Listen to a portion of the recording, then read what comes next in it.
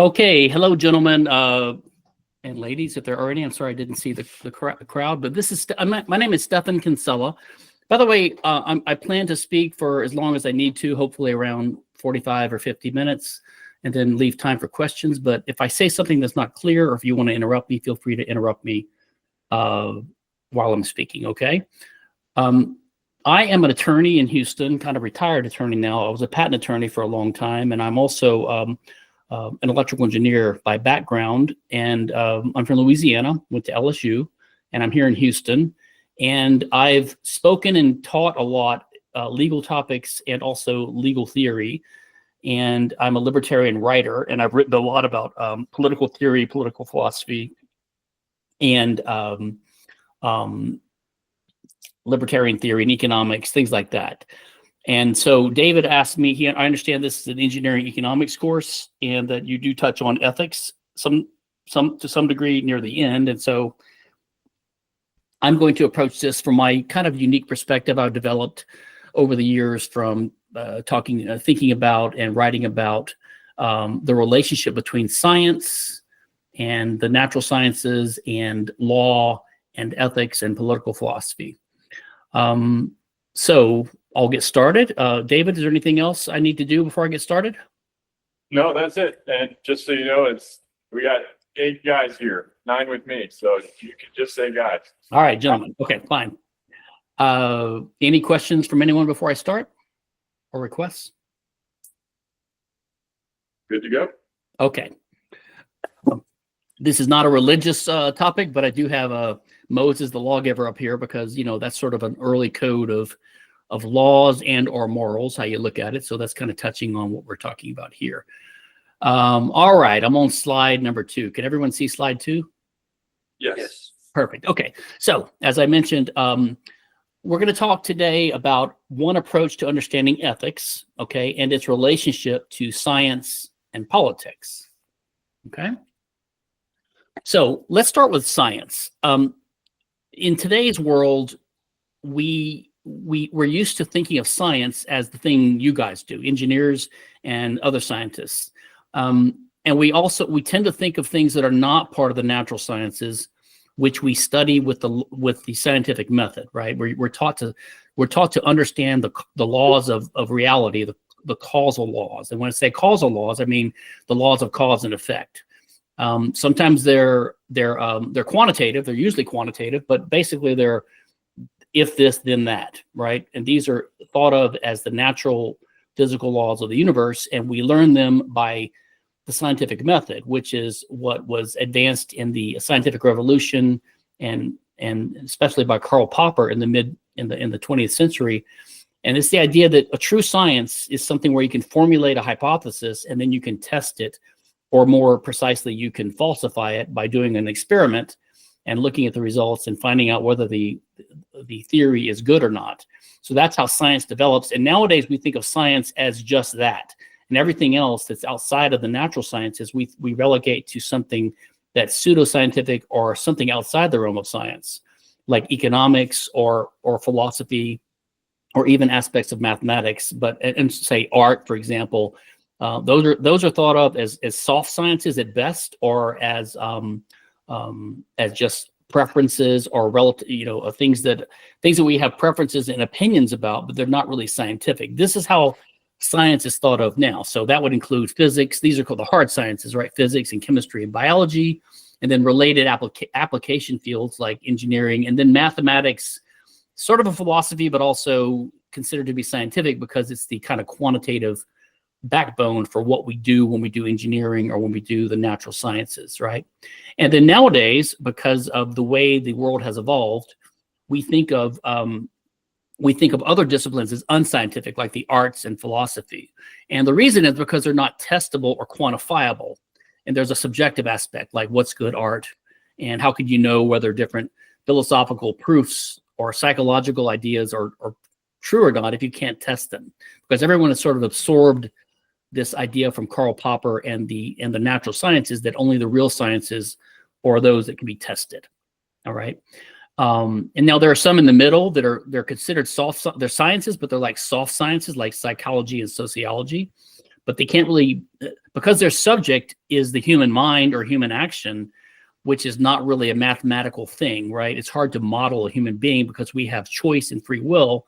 So those sciences are not quite as rigorous, or they're not seen as rigorous as the hard sciences and the causal sciences.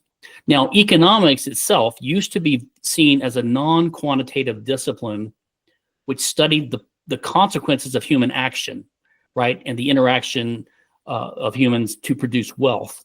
And that used to be thought of as a non-quantitative science. It was seen as a science, but it did not involve equations and math. It was just verbal descriptions explaining when people do this, what would happen. So, for example, in economics, the law of supply and demand is simply done by not by hypothesizing a falsifiable theory, as in the hard sciences, but by recognizing what it means to act and what it means to value things.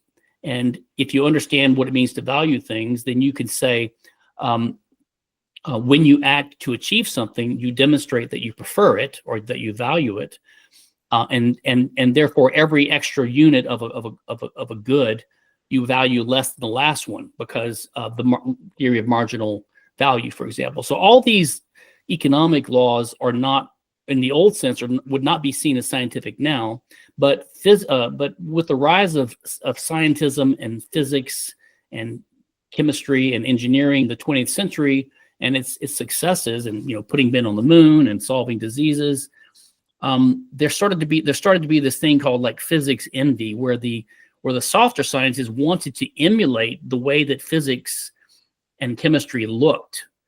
They wanted to look scientific, so they started modeling human behavior with formulas and with equations. That's why you have nowadays economics is largely dominated by econometrics and by equations, and of course it's really a certain subset of economics, which is Austrian economics, which I'm an adherent of, views all this as totally unscientific and not the way to understand human behavior. It would be like describing, a romantic relationship between a husband and wife in mathematical terms. It's just you're missing something, right? Or love or justice. But anyway, the economics profession sort of what we say apes the methods of the natural sciences. So that's where we are now. Now, in the older days, and even still today, for people that are careful, the concept of science was a broader term than the natural sciences. In fact, the word science, it just means knowledge, right? From the Latin scientia, or knowledge, right? Like the word conscience, with conscience, means with knowledge. And we're going to talk later. So I tend to progress in this discussion by discussing the sciences, its relationship to knowledge, and then also ethics, different types of ethics, and then political ethics, and then one branch of that, which is what I adhere to, which is libertarianism or minimal statism, and then apply that to one particular field of political laws, which is intellectual property. So I'm just going to more as an example rather than to make an argument, but as an example of how you can systematize this and relate these things together. And so I'm giving now an early example. In the United States Constitution, most of you are probably aware of different types of so-called intellectual property, which is a broad term that covers different types of legal regimes that protect property rights or rights having to do with products or creations of the mind, such as patent law, which covers inventions, and copyright law, which covers artistic works or creative works like paintings or movies or songs, music. Sorry, was there a question? No. Okay. So I want to point out something here. In the United States Constitution, this is the clause, it's called the Copyright Clause. It's in the 1789 Constitution, so it's about 240 so years old now. This is the clause that authorizes Congress to enact patent law to protect inventions and to enact copyright law to protect artistic works. You notice how they juxtapose these three pairs of things in this clause. It says to promote the progress of science and the useful arts, okay, by securing a limited time to authors and inventors rights to their writings and discoveries. Now, if you look at the chart, you'll see that science lines up with arts. I'm sorry, science lines up with authors and writings, and useful arts lines up with inventors and discoveries. Now, because of the way the word science has been transformed in the late 20th century to refer primarily to the natural sciences, most people now associate the word science. It has a connotation of being exclusively applicable to the natural sciences and the causal laws, what physics does and what experiments do. And on the other hand, they would think of the word arts. You would think arts has to do with what art and with artistic works. So if you notice that the order here would seem out of place, because you would think that science should be on the right and art should be on the left, because artists are the ones who get, and authors of art, they get copyright in their writings, and inventors of discoveries, who are scientists, should get a patent. But it's backwards. But it's not backwards, and the reason is because originally the word science had a broad connotation, and science just meant knowledge. So science meant the whole field of knowledge, and of course that's what authors who write books do. They're studying knowledge. So that's why science in the Constitution goes along with copyright and authors. Whereas useful arts, what it meant was the inventions of artisans, like the people that would work for an apprentice, or people that would make things like a plow, or the cotton gin, or the printing press, actual mechanical machines. So that's why useful arts refers to inventions. So that's kind of interesting, just to see how the connotations and the meaning of the word science has improved, or I'm sorry, has changed, and actually not improved. It's gotten worse because it's confused people about what science really is. Okay, so what is a science then? It's basically any systematic study of a field or a topic, not just the causal sciences or the natural sciences, but other fields like morality, ethics, aesthetics, art, and so on. And nowadays, economics, sociology, psychology, lots of fields like that. But because of the success, as I mentioned earlier, of the natural sciences and the causal sciences like physics and chemistry and engineering and the applications, this led to the rise of what's called logical positivism, which is coupled with empiricism. And this is the idea, as I mentioned earlier, that the only way we can really know something for sure in a, quote, scientific way is by witnessing or observing effects, which is what empiricism is, the evidence of the senses, the result of experiments. And logical positivism is this idea that the only scientifically meaningful statement is one that can be tested with a laboratory type experiment. Otherwise, they say it's just a meaningful expression of your preferences, not really scientific. Now, of course, I can't get into this too much here, but as some of the critics of, and the critics of this view, we call this scientism. Scientism is the elevation of this idea that the only real science is that which is the study of causal laws by the scientific method. We call that, that elevates it to almost a religion, and it's called monist, which means it's the only one way to know real scientific truth, and we call that scientism. It's almost this obsession or this almost religious worship of the natural sciences as the only real meaningful science, right? And logical positivism is the view of Karl Popper, this philosopher in the 20th century, who said that the only meaningful scientific statements are those that can be subject to falsification by a test.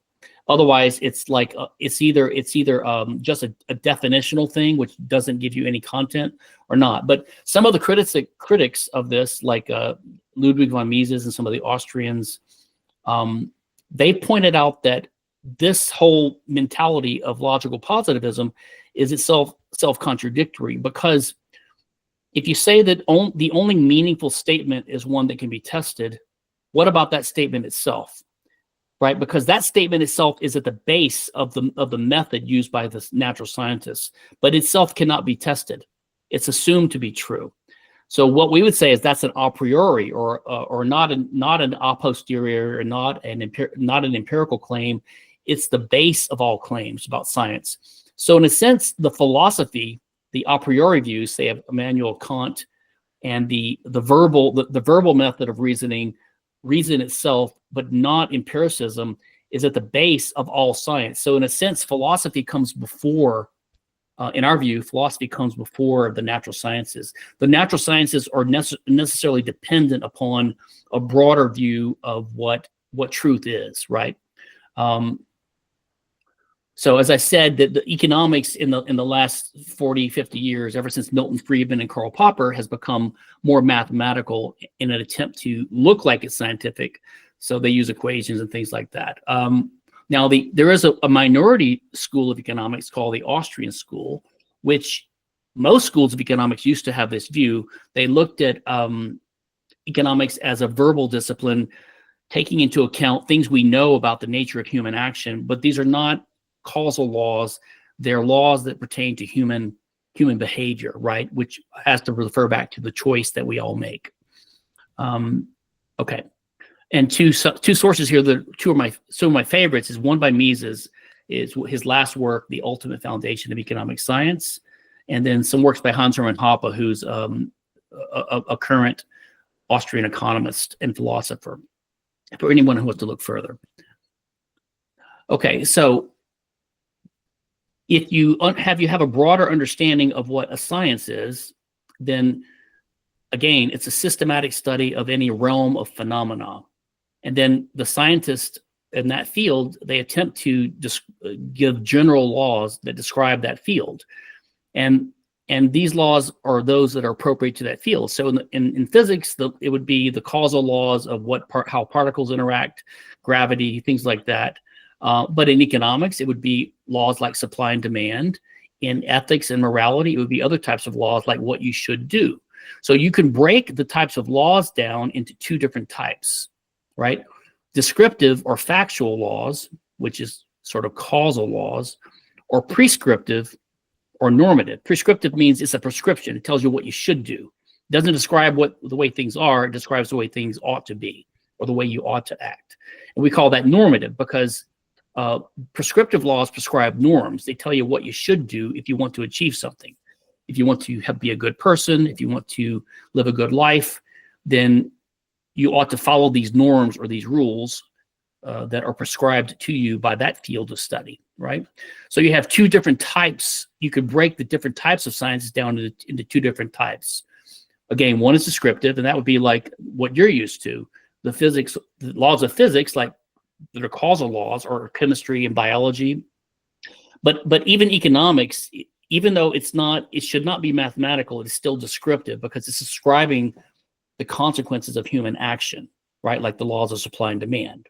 Okay. And then again, there's dispute among economics about how we describe these laws, but they're still viewed as descriptive or factual laws about the consequences of the way humans act with each other. Mainstream economics would view them as empirical laws subject to testing and quantification with formulas. But the classical school of economics and the Austrians still today view economics as verbal and non-quantitative, and also deductive and a priori, which means that we can know some things from rigorous proofs that are not empirical. Like I can say that we know that humans act as a fact that cannot be denied. That's called an a priori truth. We know that before trying to debunk it with an experiment. You could never come up with an experiment to prove that humans don't act, because we are human actors ourselves. And by doing the experiment, you demonstrate that you act. So this is something that doesn't need a proof, and in fact could never be disproven. So a priori proofs, and some people call them axioms, but it means something that you know that is true, that you can demonstrate is true by reason alone and by observing it, and by showing that denying it would lead to a contradiction. That's sort of like the ultimate kind of proof. So you don't have to test it with an experiment. In fact, you can't test it. Another example would be the fact that we have knowledge that there is such a thing as existence. And not only that there's existence, but that we exist, and that there's a distinction between the observer and everything else, because we are aware. You can't deny that you're aware either, because if you deny that you're aware, then you have to be aware to do that, right? So there's all these kind of fundamental broad truths that are at the base of all knowledge that can't be denied, and you can take them as proven and given. We can know the universe exists, and there's something that we're aware of, because if you have awareness, you have to have an observational consciousness aware of something else. Even if you're not sure what it is, it's still the case that there's existence, there's human action, there's knowledge, and there's a distinction between the outside universe and the inner observer. And those are also related logical ideas like the law of identity, the law of non-contradiction. All these things can never be denied, and so you can know them to be true. So these types of insights, along with empirical observation, feed into economic theories, which give us useful results, but they're by and large not mathematical and not empirical. That's the Austrian view anyway. Now, when we turn to the prescriptive or the normative types of sciences, we have moral or ethical laws, things that you're all familiar with, like virtue, honesty, right and wrong, shoulds and oughts, right? So the first set of these things are personal norms. And by say personal, I mean these are right and wrong, or ethics and morals that are supposed to be used by the person acting to guide their behavior, to tell you what to do, what you should do, what you should not do in your life, right? And by the way, and I'll get to this in a minute, but this applies to someone living alone on a desert island. Even someone alone living by themselves on an island would want to know what the right thing to do is to live his life, right? And the knowledge of virtues, right and wrong, these shoulds would also be relevant even to you, even if there's no other people around. It's only a subset of morals or norms that apply to interpersonal relations between other people. But because we all do live in society, that is the bulk of what we mean when we talk about ethics and morals. We're talking about how you should treat other people, right? Although you could say, again, a subset of that concerns only your personal life, but usually it tells you when you live in society how you should treat other people, right? Now, of these norms or these rules, these shoulds, some of them are just recommendations as to what you should do to achieve a certain result, like to live a good life or to be moral, to be good. But there's a subset of those which we say are so important that they should be elevated to the status of laws. They're not just a should, they're a must, right? It's not just that we're telling you, if you behave like this, you're going to harm your life. We're telling you that if you behave like this, we're going to physically stop you by making what you want to do illegal, right? So that's what legal rules are, or legal norms, like a law against theft or murder, right? Or we're saying that it's such an immoral thing that it should be made illegal. And what's key about legal laws, these types of laws, and again, I think legal laws, because there are different types of laws. There are moral laws, there are economic laws, there are laws of physics, and there's also legal laws, which you could call juridical laws, or just what most people call the law or laws. Those have a must component, which says that if you don't do it, we're going to use physical force to stop you, right? So that's why if you think of the classic statues of Lady Justice, which is the goddess Themis, the key is impartiality, which is why she has a blindfold. That's how you do justice. You have to be impartial.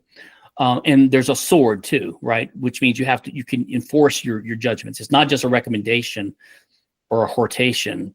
It's actually a command that can be fact with force. That's what the sword is for. And then the scales of justice show that the blindfolded Lady Justice is weighing the party's interests impartially. So that's what justice is, right? Now, politics then, now this is sort of a non-standard way of looking at it. Most people would say that politics is related to law. So law, the legal system or the laws enforced in a given society are correlated with the politics of that society, right? A given political system is going to determine what types of laws the system has. Most people think of politics, or just like they think of laws as so personal norms or personal morals are things that tell you how to act, whereas legal rules, in a sense, tell the legal system how to act. It says which laws should we have as a society, which things should be illegal, right? So two philosophers that I really like are Douglas Rasmussen and Denial. I have a cite here to two of their books.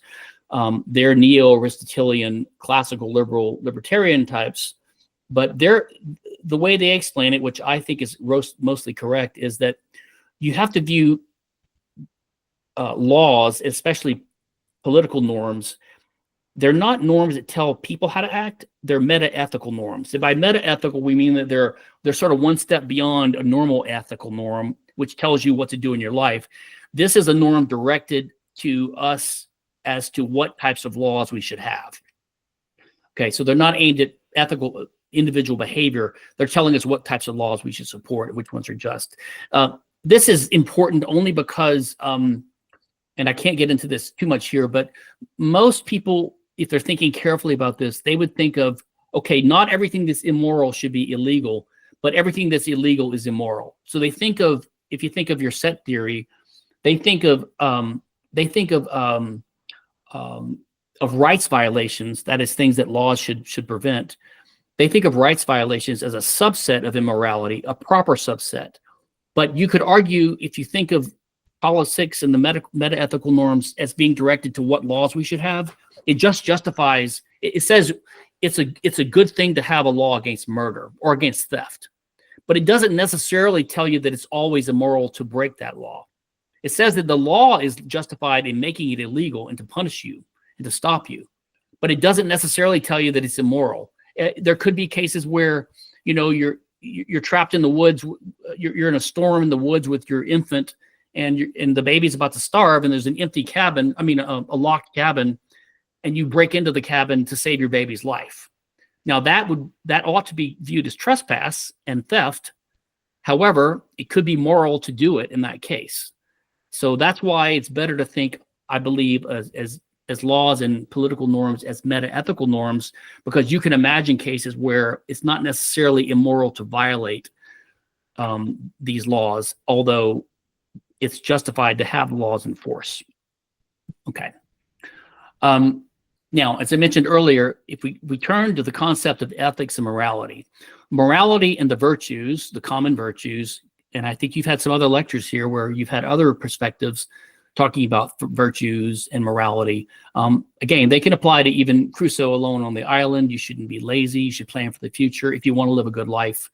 But they're not interpersonal rules. Usually in society, we have ethical rules dealing with other people. So we say that some actions are just wrong by common sense or by experience or by a given ethical theory, like if you're rude to your grandmother for no reason, or if you're just impolite to other people, or you're not friendly. Those are considered immoral. They might not be big immoral. They might not be strongly immoral, but they're considered to be wrong. You shouldn't do that. And then again, some are considered to be so wrong that they should be made illegal. Now, this is a little chart that David sent me ahead of time, and I just wanted to go through this. Okay, you're a 21-year-old male at university, and so then how would you categorize these different actions, right? These are like everyday ethical situations or dilemmas that we've all thought about, faced. If you walk up to a stranger and punch them in the face, would you say it's unjust or immoral or jerkish or illegal? And I would say all four, right? It should be made illegal. Cheating on an exam in college is certainly immoral, right? Maybe jerkish, but it probably shouldn't be illegal because you're not committing a crime. Failing to report a classmate cheating, that's more of a private contractual thing with your university, and it could be immoral, but not illegal in the criminal sense. Now, we libertarians believe in drug legalization. We think the only thing that can be made illegal is committing an act of aggression, which I'll get to later, like smoking cigarettes or using heroin. We would say those things could be immoral because they're bad choices, right? They harm your life, but they shouldn't be made illegal, right? So that's an example of how you have to sort out immorality or unethical behavior from what should also be illegal. Okay, so again, you can study ethics systematically, and morality, we would say, is the philosophical science that aims to provide guides to human behavior. It's like a code of morals, right? And then the classical view from Aristotle and the older philosophers in the older ages, is that there are certain values appropriate to our nature our human nature, and there are certain values appropriate to living as a human being according to this nature. Those values appropriate to human flourishing, right? That's called eudaimonia, right? The classical values, thrift, honesty, things like that. Now, I will say that the word ethics is nowadays an ambiguous term, okay? Because sometimes it's used as more or less as a synonym for morality, right and wrong, ethical, unethical. Those are more or less synonymous terms. But we do have a narrower sense of the word ethics, which refers to narrow professions or things people do, like legal ethics. As an attorney, we have certain ethical obligations to our clients. They're not universal because not everyone's an attorney. Or medical ethics is for doctors. But usually when we say ethics, we don't mean like a code of conduct for a given profession. We mean something universal. So it's usually used as a synonym for morality, right? So that's how I'm going to think of it in today's lecture. And when we talk about political ethics, we're talking about the application of ethics to not only to interpersonal behavior, but to political systems and law, the legal systems that come from political systems, right? So what I plan to do is talk about this and then talk about politics and political systems. And then one in particular, the one I'm most familiar with and most enamored of, which is libertarianism. And then I'm going to apply that to intellectual property near the end here. Taking my time here. Okay. And you probably have heard some of this before in your own life or your own reading or in the previous lectures. There are different approaches to ethics or morality. Right? There's consequentialism, which is you determine whether an action is good or not based upon the consequences of that action. A lot of people conflate that with utilitarianism, but if you look at it carefully, utilitarianism is what I would say, and Randy Burnett, one of my favorite legal philosophers, explains that it's better to think of utilitarianism as a type or a subset of consequentialism. And I think utilitarianism is deeply flawed for many reasons, which I discuss in my little booklet Against Intellectual Property. Utilitarianism is flawed for several reasons, and I'll briefly mention it. One is the idea that we can cardinally, and when I say cardinal, in economics we talk about ordinal and cardinal values. Ordinal means the order of things. So I might say I prefer chocolate ice cream to vanilla ice cream. So I can rank how I prefer these flavors. I prefer chocolate, and then next on my list would be vanilla, then next would be strawberry. But there's no quantities associated. They're just first, second, and third. And you can't add these things. You can't say adding first and third is on average equal to second. You can do that with cardinal numbers like empirical rankings of things. But so you can't not measure utility, because utility or value is just demonstrated by your action. And action, again, is not a quantitative or it's not an intensive thing. It's just if I try to get chocolate ice cream instead of vanilla, I demonstrate that I prefer chocolate over vanilla in that case, but I don't show how much so you can't measure an intensity. So that's one problem with utilitarianism. And the other is you try to sum up people's utilities in society, and you try to maximize that sum. And so you choose the legal system that would maximize utility. But again, you can't know what people's values are in a quantitative sense. So you can't sum them up. And even if you could sum them up, that's immoral too, because if you take every person worth more than $1 million in America and you rob them of half of their income and you redistribute it to the bottom 1% of society, you would certainly make these poor people happy. And you might make more of them happier than you make the rich people sad. But because you can't compare these quantities, you don't know which one's greater. And even if you knew it, it would still be theft and wrong. So there's so many problems with utilitarianism. But consequentialism is common sense. It just means that one reason we oppose acting immorally is it has bad results. If it didn't have bad results, we wouldn't mind. So consequentialism, I believe, is fine. Utilitarianism has many problems, right? Now, there's more of the natural rights and the natural law view, which is the Aristotelian view that we should act according to our nature to achieve, to flourish, they call it, to achieve eudaimonia.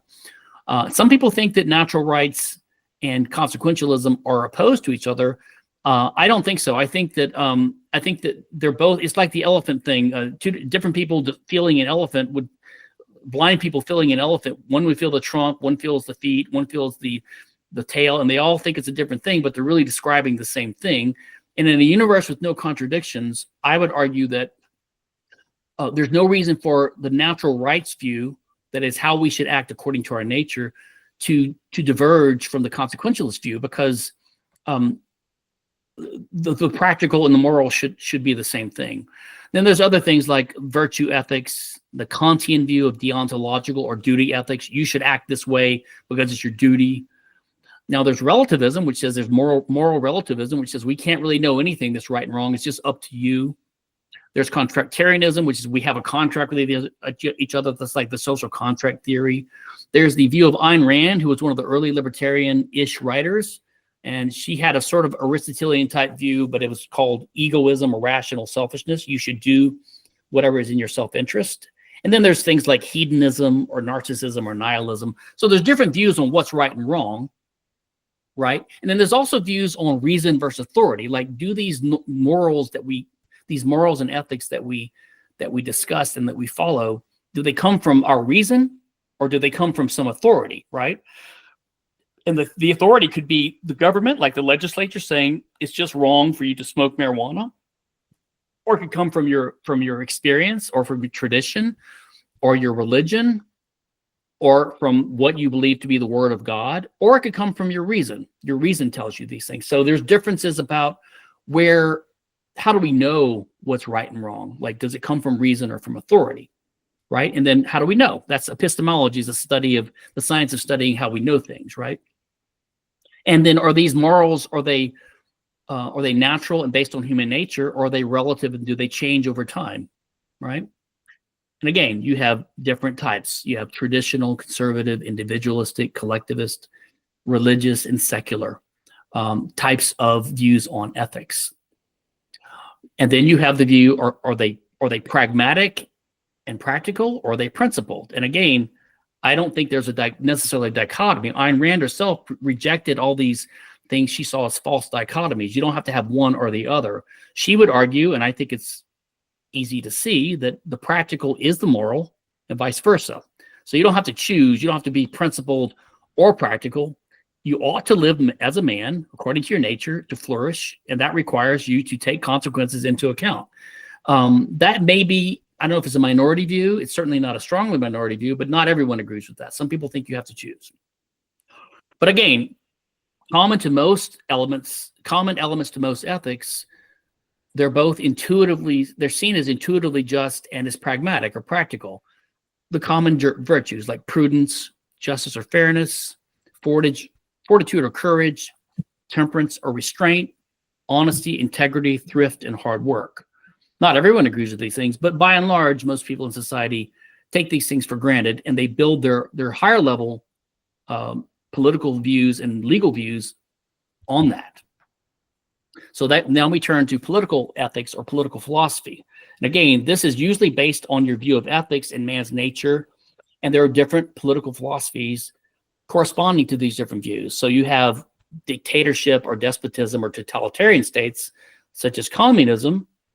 You used to have monarchy, right? And we still do today to some degree, although we've lost a lot of that after World War I, with the devolution of society into democracy. The most common one now would be democracy or republicanism or constitutionalism. You have various forms of socialism or welfare statism. Before this age, we had more of a classical liberal view, which is called liberalism, which is more limited type. Now you have more extreme version of classical liberalism called libertarianism, and there's two types of that. There's what we call minarchism, which is the belief that you need a state, but it needs to be very minimal. It's called minarchism, or the night watchman state. And then some people reject the state altogether and say even the bare minimum state is not just, and it's effectively criminal. And that's what I am. I'm an anarcho-libertarian or an anarcho-capitalist. It used to be called. Most of us tend to avoid the word anarcho-capitalist now because there are bad connotations with the word capitalism, and also it's not fully descriptive of a libertarian society because and a so-called anarcho-capitalist society doesn't have to be capitalist in the current sense. You could have, you could have worker co-ops in a commune, and you could have people just living in peace with each other. That would still be an anarchist libertarian society, but it wouldn't necessarily be organized according to the modern capitalist form. So I think a better term is anarcho-libertarianism. Anyway, libertarianism has two types: minimal statism or minarchism, and anarchism. Now, if we turn to classical liberalism and libertarianism, classical liberalism and even minarchism of libertarianism, they're heavily today constitutionalist. That is, they believe you need to have a constitution that defines what the government can do and that limits what it can do, so that it doesn't become an unbounded, unlimited state. So if you have a limited government, it has to be limited. So it can only do, according to classical liberalism, the limited government can only do core night watchman functions like the courts and the police and national defense. And then a few other things, because they're not that strict about it. So, the government can build some roads, maybe have public education. They need some taxes and some minimal regulations, but not very much, right? They would have free, they usually believe in peace and commerce and free trade with other nations, and they don't believe in interventionism and entangling alliances and foreign wars. They're generally anti-war. So that's the sort of classical liberal limited government view. And then the libertarian view, which came later, it emerged out of the ashes, not ashes, but out of, you'll notice the word liberal in America now means basically soft socialist or Democrat. But the word liberal used to mean classical, what we call classical liberalism. But in the 1930s and 40s, the Democrats hijacked the term, and they turned liberalism, which used to mean limited government and private property rights, they turned it into the welfare state idea. So in America, we have to say classical liberal to distinguish it. Whereas in Europe, the word liberal is still used. One of my friends who's a libertarian philosopher, he said, if the liberals are done with the word liberal, I'd like them to give it back. In any case, libertarianism emerged in the 1950s, 60s from Ayn Rand's writing and those of Milton Friedman and some others like Henry Hazlitt and Leonard Read of the Foundation for Economic Education, mostly in America. And it was sort of like a more radical version, a souped up version of the classical liberal ideas. And it was basically a more principled and consistent version. So the minarchist versions of these, they would say, we need to have a state with courts and police and national defense, but basically nothing else. No government schools, no roads, and not even any taxes. Most of them don't even believe in taxes. Like, it has to be funded voluntarily. So everything like law and the courts and education and transportation, according to the anarchists, has to be all private. So that's sort of where we are with that branch of political philosophy, the classical liberal and libertarian perspective, right? Now, let me see how we're doing on time. Okay. Let's talk about the laws that we have in a classical liberal society. A law is what the society does to enforce its view of right and wrong in the terms of things that need to be prohibited, right? So the classical liberal view and the libertarian view, and even what we're all used to in our daily lives, because is a legal system based upon the following observations and principles. And this is because the law we have now, we call a private law. Nowadays, the law is whatever the legislature decrees in any statute. Like, you have to pay your taxes, or you have to fight in the war, or you can't do marijuana. But classically, what the law dealt with was interpersonal conflicts between people. And the private law developed in about 1,000-year period in Rome, in the Roman law period, from say 500 BC to 500 AD roughly. And then about 1,000 years after that, around the year 1000 to now, in the English common law, you had these two great bodies of law develop over time, which developed laws that told us, like, what's trespass, who owns this, what can you do to other people, can you enslave them, can you kill them, can you rape people, can you commit trespass, what are the penalties, what's prohibited, what's permissible. Those things accreted over about a 2,000-year period, And the body of that law is roughly compatible with classical liberalism, with limited government, human liberty, property rights, and with the more principled and extreme version of that that libertarians advocate. And the reason for this is that the entire enterprise of law is an attempt to come up with rules that solve a conflict or dispute. Because we live in a world where all humans need to act. By acting, we mean you need to be able to employ your body, and you need to grab other things in the world, tools of action that help you achieve things. These are called means of action or scarce resources. You need to have standing room, that is land. You need to have food. You need to have tools. And so, clothing, shelter, food, water. All these things are things people need to use, but the nature of these things, they're called scarce resources or means. And their nature is that each one can only be used exclusively by one actor at a time, which means that there's a possibility of conflict. Like if you take that piece of land, I can't use that piece of land. Your use excludes my use. And so if we both have a physical conflict over it, then we're either going to have to physically fight, or if we prefer to have a peaceful solution, we go to a judge or to the king in the tribe and you say, tell us who gets this thing so we don't have to fight over it. And so these disputes that are brought to dispute resolution tribunals like arbitral tribunals or courts or kings, over time, the answer to a question is always, okay, you have the right to this, not the other guy. And so over time, property rights emerge, and these rights I'm going to skip a little bit of this because we're going to run out of time. You can read this later, but this is basically the outline of how property rights emerge, right? Now, what you have to understand, and this is not explicitly recognized by people who write about the common law and the Roman law and the private law, because there's so many exceptions that they don't see this. But if you think about it closely, like as I've done over the years, trying to understand some of these dilemmas, you'll see that basically the vast body of the private law and the vast bulk of the laws that most human beings accept as intuitively and obviously just, and from our experience with them, are based upon 4 simple rules. Okay, the first one has to do with your body, and the second 3 have to do with other things. So the first rule of any private law system that works and that is seen as just by people is self-ownership, or more precisely, body ownership. I say more precisely because the word self has ambiguous meanings. It could be taken to mean your soul or your identity outside of your body, but what it really means is your body, because your body is the scarce resource that there could be a conflict over, because other people could want to use your body for something that you don't want to use it for. Someone might want to use my body to have sex with it, and I say no, so there's a conflict.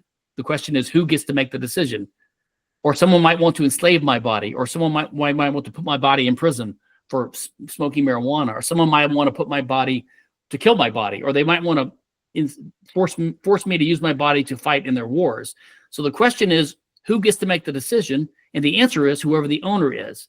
And the fundamental default rule of all just legal systems is self-ownership. Everyone owns themselves, or precisely their body. And the reason for that is, well, it's two. I have some writing on this, but the reason is because you have a better claim to your body because you're the one who directly controls it.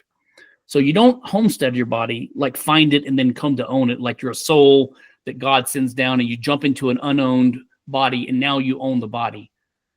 It's just because you have you have direct control of your body, and that gives you a better claim over your body than anyone else who can only control your body indirectly by coercing you to do what they want. Whereas you can actually control your body. If I want to raise my hand, I just will it to be raised. I have a will.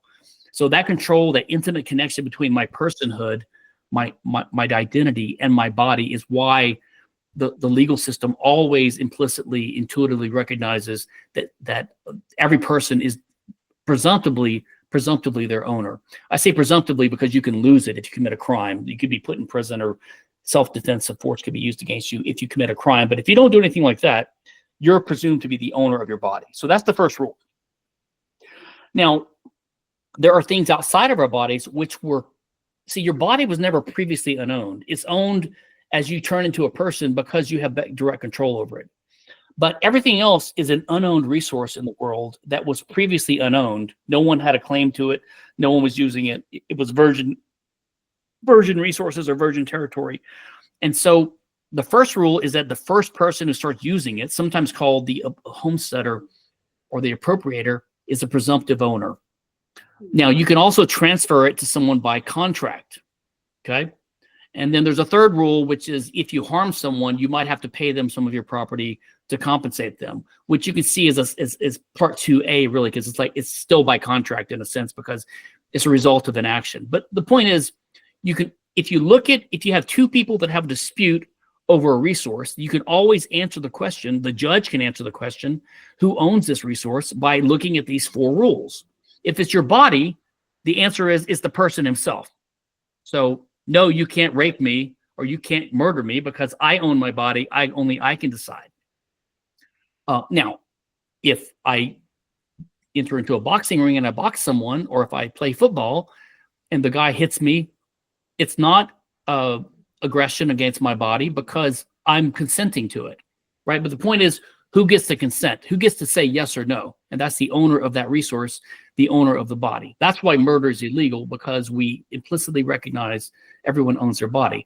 But for other things, if two people come to a court with a dispute over who owns that piece of land, who owns that tractor, who owns this gallon of milk, then you simply ask, well, who first got it from the state of nature, who homesteaded it, or who got it by contract from a previous owner? And that answers the question. So that's basically the entire legal system. All the little complications are just nuanced rules we've used for situations we never thought of, or coming up with details to apply it. But basically, these are the rules of any just private legal system. And libertarianism recognizes this more explicitly and more consistently than classical liberalism, and certainly other competing systems like welfare statism or constitutionalism or monarchy or despotism or totalitarianism or communism. And again, that's the body of the private law, which is developed normally by court decisions in the 1,000-year Roman law and the 1,000-year English common law. But outside of that, now we have very active legislatures enacting codes of conduct, criminal laws, that they just decree things to be wrong, requiring you to be taxed, to pay your taxes, to fight in wars, that's conscription, regulating businesses, making things illegal that are not harming anyone else, like the drug war or blasphemy or prostitution, and other bad laws. So there are more and more exceptions to what we view as the law, but they did not by and large emerge from the common law. They emerged from legislatures intervening and changing the law. Okay, so that's where we are. So we're at 53 minutes in. Okay. And again, I want to go to the way libertarians express their political view, which we call the core of the libertarian view the non-aggression principle, which I used to use that term, and I think it's okay to use it, but it's a little bit of a mistake because it's not quite precise. And let me explain why. As I mentioned earlier, I'm going to go back. The most fundamental right is body ownership. Everything else flows from that, because you can't come to own a piece of unowned land unless you already own your body, right? To own a body is to homestead it, but to homestead it, you have to already be the owner of your body and have the right to use your body to become a homesteader of something unowned. So everything after body ownership is dependent and less fundamental. So when you say body ownership, it means you have the right to control your body, not someone else. It's basically the opposite of slavery, which is someone else owns your body, right? Now, when someone strikes my body or invades the borders of my body without my permission, without my consent, that is hitting my body, and we call that word aggression, right? It's an aggressive act, or it's an initiation of physical force.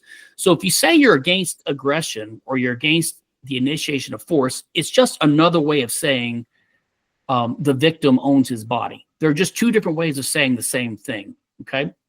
But the word non-aggression principle is used by libertarians to refer to all the rights violations, like even trespass against an owned resource or property.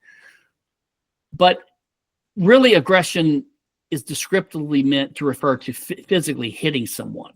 If I walk across your lawn to retrieve my baseball, or if I walk across your lawn and I trespass on it and you're not even home, it is called trespass, and it is a violation of your property rights, because you, as the owner of that resource, you have the right to say yes or no. You have the right to consent or not consent. But it's not really aggression in the sense of initiating force. It's basically using your resource without your consent. And that's why it's a rights violation and wrong. But to lump it under the non-aggression principle is a little bit imprecise. So I view the non-aggression principle as a convenient shorthand that refers to the whole group of libertarian rights that we believe in, even those outside of physical aggression against people's bodies. Okay. Now let's turn to what I practiced in my career for 30 or so years now, and what I've written on as a libertarian and as an economic theorist as well. And let me say quickly, so I started doing patent law in 1994, about 2 years after I started practicing law, and I used my electrical engineering knowledge to specialize in that, and I had a good career in that for 25 plus years and enjoyed it and was good at it. And it's a decent field for engineers who go to law school to do, or even engineers who don't go to law school to become patent agents and do. But at the same time, my studies in economics and political philosophy and legal theory and libertarianism led me to look into the issue of, is intellectual property a good idea? Because the arguments I had heard about it made no sense to me. Because if I have a property right in land or in a watch my grandfather gave me, it has no time limit. I can keep that forever, potentially, right? In perpetuity. Yet, patent and copyright law expire after a finite term, about 17 years for patents and about 100 plus years for copyright.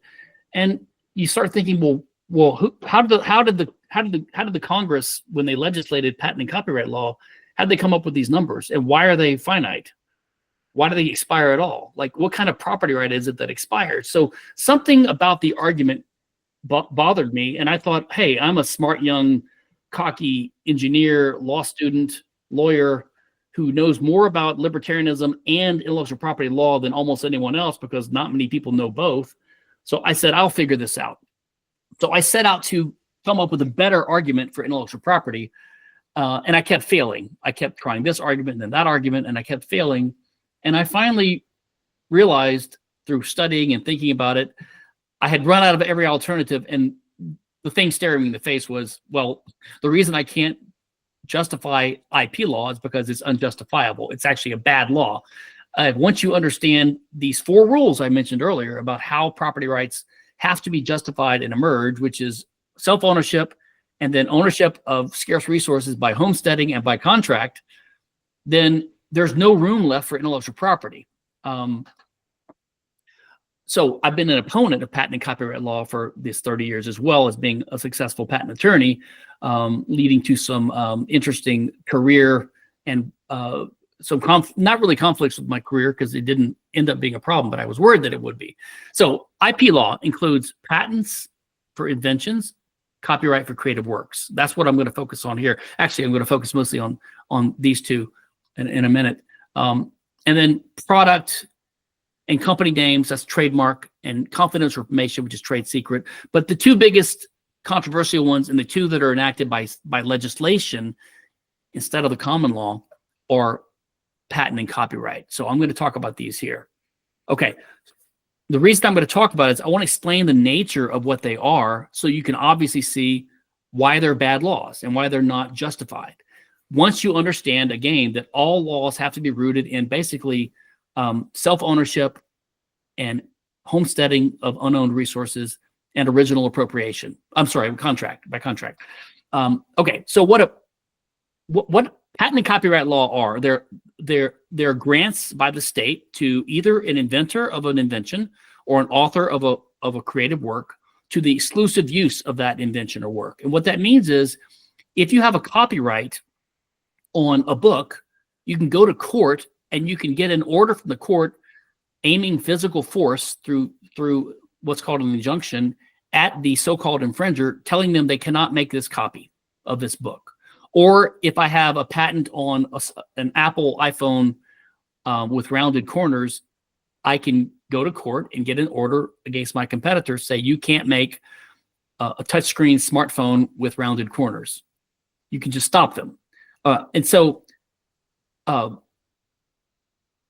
what this results in is once you have this monopoly position, it allows you to charge higher prices because you have no competition, right?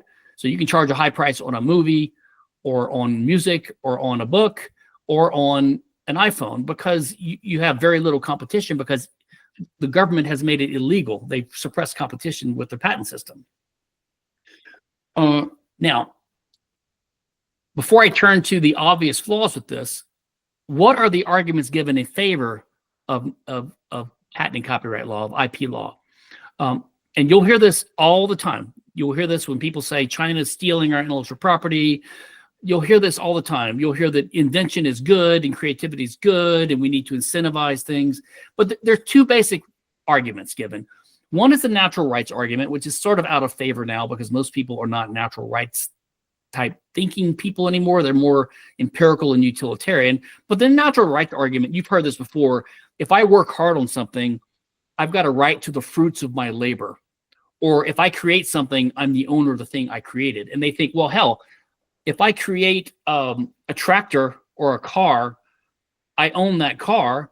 But if I create a useful invention, why don't I own that invention, right? So they think of creation as a source of property rights, right? But if you remember our four principles, or our three principles of owning external resources, it has nothing to do with creation. It's homesteading, which means you witness and you see and you discover and you find and you grasp and you appropriate an unowned thing in the world that's useful. And by doing that, you become the first user. And by doing that, you become the owner. It's not a creative act. In fact, we don't create anything ex nihilo from scratch. There's all this matter out there, and some of it's owned, some of it's not owned. And if you're enacting to grab some of it and you take it to yourself, you're the owner because you have the better connection. Or you might have bought it by contract from a previous owner.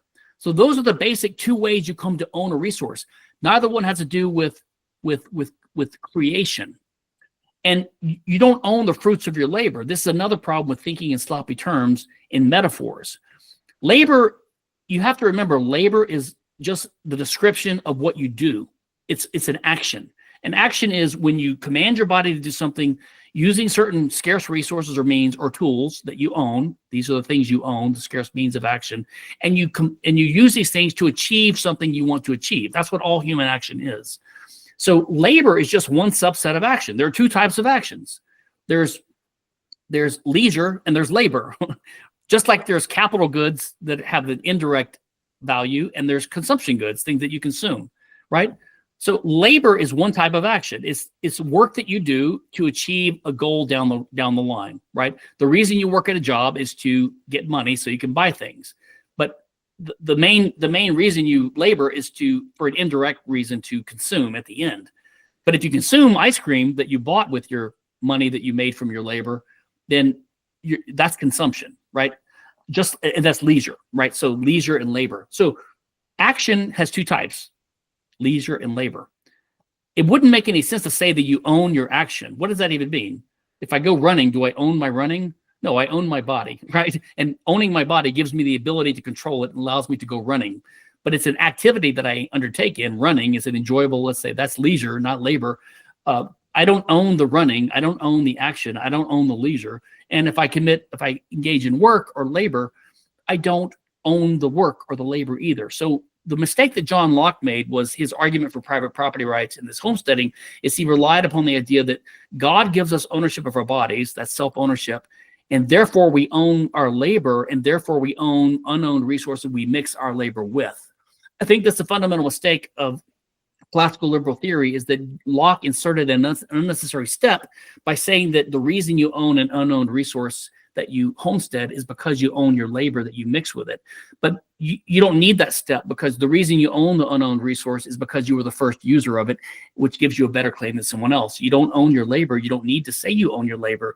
to make that step. But because Locke said that, everyone now thinks that you own your body and you also own your labor or your action, which gives rise to the labor theory of property, which gave rise, in my view, to the labor theory of value of Adam Smith and Ricardo and later Karl Marx, and communism and socialism, which is the idea that when an employer hires a worker to build a car on his factory, and he pays them a salary, and then the employer or the owner makes a profit by selling these cars, he somehow stolen the surplus labor value of the workers, because the idea is this implicit, mistaken idea that you own your labor, and the labor of the workers is something they own, and they sort of mix it in with the car when they make it, so they own the car now, right? So it's you're stealing from them. If there's any profit at all made by the owner, then he's stealing their surplus labor value. That's the whole heart of communism. And this is why John Locke's mistake led to the labor theory of property, which led to the labor theory of value, which led to communism, and also led to the idea of intellectual property, which is the idea that if you create something, you own it. The problem here is that the failure to understand in economic terms that the science of economics is about the creation of wealth. But wealth is not a thing that you own. Wealth is a description of the utility or the usefulness, the value to you of things that you own. So if I homestead a piece of land in the middle of nowhere, I'm the owner of that, not because I created it, but because I put a fence around it and I transformed it by making it into a farm. And if I make a working farm out of it with a house on it and a barn and some fields, I have created wealth, because that is more wealthy. That makes me more wealthy because I can grow food on it. I can maybe sell the food, or maybe I can sell the land now to someone else. I can sell this farm because I've built it up. And so I've created wealth in the world, but I haven't created any property rights, because the reason that I own the land and the house is not because I created it. It's because I already had to own the input factors.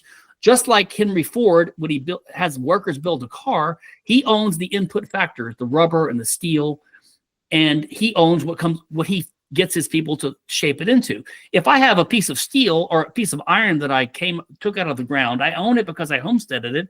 And then if I use my labor and my effort and my work to rearrange its shape, to transform it, I've created a plow, and that's more useful to me. I've created wealth, but I don't own the plow because I created it. I already owned the input factors. So this is the fundamental mistake of the idea that we own things that we create, or that you have the right to the fruits of your labor. It confuses people about the nature of property rights. Again, they come from homesteading and contract, not from creation. I just wanted to let you know we have 5 minutes left. So I know you're near the end here, but we have 5 minutes left for questions, or for the whole class? For the whole class. Okay, well, let me stop here and see if anyone has any questions then, because I only have a few more left, and you can read these later.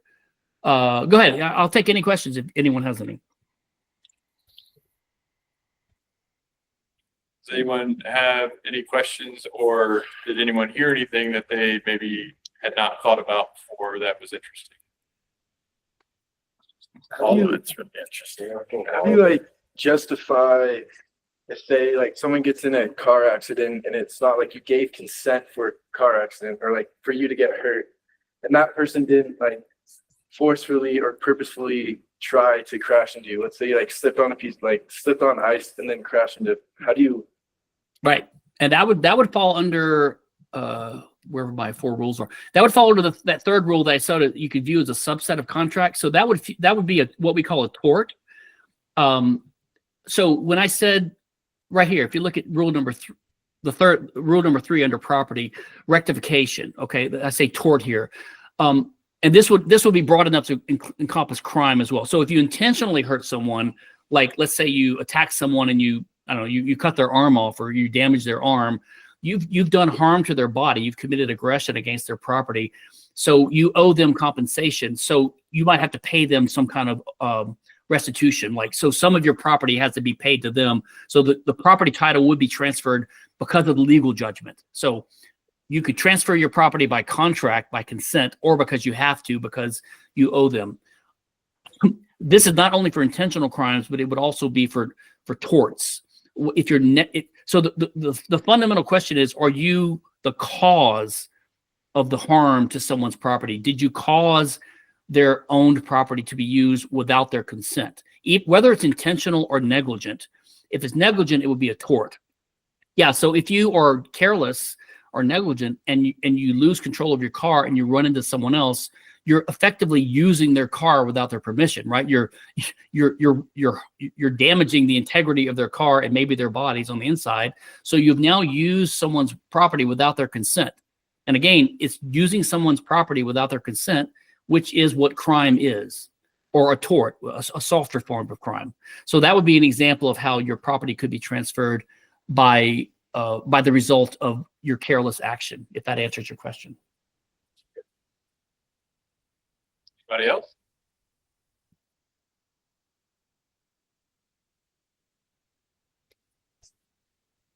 Well, if there's no more questions, you can interrupt me if you want to, but let me just briefly just say here, the other thing I was going to turn to, and I don't have time, but the other thing I was going to turn to after the natural rights argument is the utilitarian argument. And I have a lot of links here. You can look this up later. But the fundamental problem with this argument, in addition to the problems I pointed out earlier with utilitarianism being morally and ethically flawed, because you can't add things up and it's immoral to do so anyway. The fundamental problem is the assumption is that we have an underproduction of creative works in a free market. You have what's called a market failure, and the government can fix this by giving these monopolies to protect you from competition. But this is an empirical assumption, right? The assumption is that if you have patent and copyright law, then you have more of these works, and if you don't, you have too few or less. But it's been a 240 or 50 years since we had modern forms of patent and copyright, and you would think that in the meantime, some economist would have done a study, maybe in the last 70 years, with the rise of econometric and economic thinking, they would have done a study showing that the patent and copyright system are necessary, or that they do produce more works. But there has never been a single study that has proved this. And in fact, all the systematic studies people have attempted, all of them conclude that, well, it looks like the patent system reduces innovation because it distorts everything, it slows it down. So the point is, if you believe this argument that we need patent and copyright to stimulate innovation, after 250 years of suffering from these systems, the burden of proof should be on the person who claims that it's a good idea, and they haven't fulfilled their burden of proof, and they've had 250 years. So that's the fundamental problem with utilitarianism as a justification. And then the final thing would be, I don't have time to get into this now, but the very last slide or so, I explained that ultimately intellectual property rights are a form of a negative easement. And a normal negative easement, when you grant someone a right to stop you from using your property a certain way, is fine if you do it by consent or by contract. But the government doesn't get your consent to do it. They just grant it to the patent holder, even though, which they can use to stop you from using your property, like to make iPhones, even though you didn't agree to this negative easement. So ultimately, patent and copyrights are negative easements which the government grants against the consent of the person who is affected by them, and that's ultimately why they're a type of property rights violation, and why they're unjust.